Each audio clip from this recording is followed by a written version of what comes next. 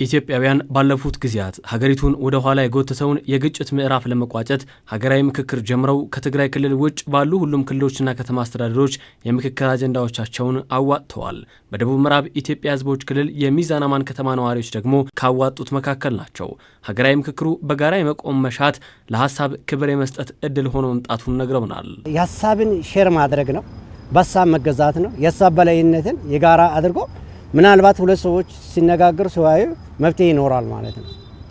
ከግጭት ወደ ሰላም ይመጣል በድርድር በሀሳብ የሀሳብ በላይነት ከያዘ ወደ አንድ ይመጣል። ወደ አንድነት ከመጣ ደግሞ የሀገር ለውጥ ላይ ከፍተኛ አስተዋጽኦ አለው ማለት ነው። ኮሚሽኑ በተለያዩ አካባቢዎች ያደረገው የአጀንዳ አሰባሰብ ምዕራፍ የዚህ ከተማ ነዋሪዎችም አጀንዳዎቻቸውን ማቅረብ የቻሉበት ከሌሎች ኢትዮጵያውያን ጋር የተሰለፉበት ነው። ምክክሩ ሁሉም በተሰማራበት ዘርፍ የሚኖረውን የሰላምና የልማት ፍላጎት ልዩነቱን በማጥበብ በአብሮነት ማስኬድ እንዲችል ያለ መሆኑም ቀርቧል። ውይይት ከማህበረሰብም የተለያዩ ከምሁራን ጋርም መምራኖች ጋርም ከዶክተሮች ጋርም አጠቃላይ መንግስት ውይይት ሲያደርግ ስለ ሀገራዊ ምክክር ስናደርግ በአንድነት በፍቅር ከተዳመርን ብቻ አገሪቷን እንደምናሳደግና ከዚህ ውጪ አማራጭ እንደሌለም ጭምር ግንዛቤ ሲፈጠር የራሱን ልማት ያላማ ያለበት ነገዲውም ተማሪውም በራሱ ያለበት ሁሉም ቦታ ላይ ያለ ስጋት የሚኖርበት ሁኔታ ነው ያሳያለው። በተለያዩ የሀገሪቱ ክፍሎች የሚነሱ ጥያቄዎች ማዕከላዊ መሰረት እንዲኖራቸውና መግባባት ላይ እንዲደረስባቸው የምክክር ኮሚሽኑ ተስፋን ያዘለ ነው።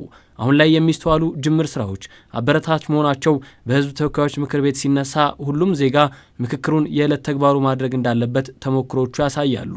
የማይሆነ አስተሳሰብ አውጥቶ ያኮረፈን ነገር ካለ በግልጽነት መጥቶ ተወያይቶ በጠረጴዛ ዙሪያ ምን ተኩስ ጋር መጣል ምን መገዳደል አመጣል ምን መኩራረፍ እንኳን ለምን መጣ መምጣት በማይችልበት ሁኔታ ሀገራችን ሰፊ እስከሆነ ድረስ ተግተን ከሰራን ሀገራችን መቀየር እንችላለን። ይህም ወቅት የጠበቀ ሳይሆን ለትውልድ የሚተርፍ ሀገራዊ ጸጋ እንዲኖር የሚያስችል አሁናዊውን ተሞክሮ እንደ ባህል የሚያስቀጥል ነው።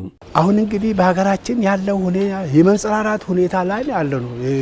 የተቀየረውን የተሰራውን ልማት የምታዩት ነው። ይሄን ግን ተጋግዘን ሌላውም ያኮረፈም ካለ ኢትዮጵያ ሰፊ ሀገር ናት። ሰፊ ቦታ አላት አይደለም እኛን ሌላንም ትበቃለች። አሁን ላይ በሀገሪቱ የተለያዩ አካባቢዎች የሚታዩ የልማት ጥረቶች ሁሉን አቀፍና ተጨማሪ አቅም ያላቸው እንዲሆኑ ቀዳሚው ዋስትና ሰላም ነው።